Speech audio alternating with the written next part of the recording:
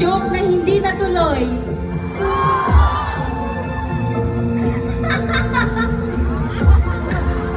Anong tawag sa isda na laging basa? Ate, hito. Hito ako. Ako mo yan, eh. Aurora. Bakit nilalagyan ni Lola ng gulong yung rocking chair niya? Kasi kailangan niya mag-rock and roll! Nahirapan pa yan, ha? Anong pagkakapareho ng utot at tula? Pareho silang galing sa hood. Oh my God! Ano? Ito. Anong tawag sa kortina? Anong tawag mo pinurot yung kortina? Alam mo ang curtain! Ang corny! Anong tawag sa hayop na wala lang?